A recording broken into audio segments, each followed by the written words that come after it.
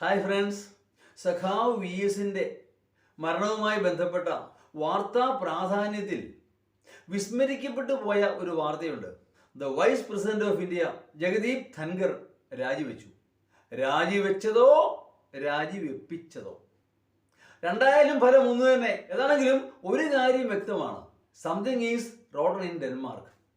എന്തോ എവിടെയോ ചീഞ്ഞു നാറുന്നു ബി ജെ പിയിലും ഗവൺമെന്റിലും. അമിത്ഷായുമായുള്ള അദ്ദേഹത്തിന്റെ അഭിപ്രായ വ്യത്യാസം കുറെ കാലമായിട്ടുണ്ട്.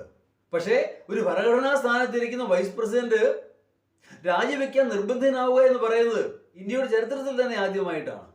ജസ്റ്റിസ് ശർമ്മയുടെ ഇംപീച്ച്മെന്റുമായി ബന്ധപ്പെട്ട അഭിപ്രായ വ്യത്യാസമാണ് ഈ രാജിയിലേക്ക് നയിച്ചത് എന്ന് പറഞ്ഞു കേൾക്കുന്നു. ഔപചാരിക വിശദീകരണം എന്ന് പറയുന്നത് ആരോഗ്യപരമായ കാരണങ്ങളാൽ അദ്ദേഹം രാജിവെച്ചു, അങ്ങനെയല്ലേ പറയാൻ പറ്റുള്ളൂ. ഏതാണെങ്കിലും ഒരു കാര്യം വ്യക്തമാണ്, പ്രധാനമന്ത്രിയുമായോ അമിത്ഷായുമായോ അഭിപ്രായ വ്യത്യാസം ഉണ്ടായാൽ അക്സെപ്റ്റ് ഓർ ഗെറ്റ് ഔട്ട്, ഒന്നിൽ അംഗീകരിക്കുക അല്ലെങ്കിൽ പുറത്തു പോവുക. അങ്ങനെ വൈസ് പ്രസിഡന്റ് ഓഫ് ഇന്ത്യ പുറത്തു പോയിരിക്കുന്നു. അതാണ് യാഥാർത്ഥ്യം.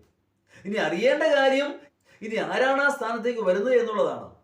പല പേരുകളും പറഞ്ഞു കേൾക്കുന്നു, ശശി തരൂരിൻ്റെത് ഉൾപ്പെടെ. പക്ഷെ അതിനൊന്നും സാധ്യതയുണ്ട് ഞാൻ കരുതുന്നില്ല. അത്തരമൊരു ചൂണ്ടയിൽ കൊത്താൻ തരൂർ തയ്യാറാകുമെന്ന് ഞാൻ കരുതുന്നില്ല. ഒരു സാധ്യതയുമില്ല. ഏതാണെങ്കിലും അതും മറ്റൊരു ബി ജെ പി അല്ലെങ്കിൽ RSS പ്രചാരകനാകാനേ സാധ്യതയുള്ളൂ.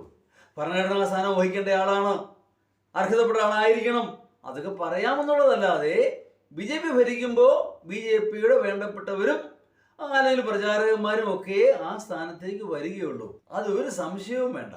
എന്താണെങ്കിലും കാത്തിരുന്ന് കാണാം ആരായിരിക്കും അടുത്ത vice president of India. Thank U.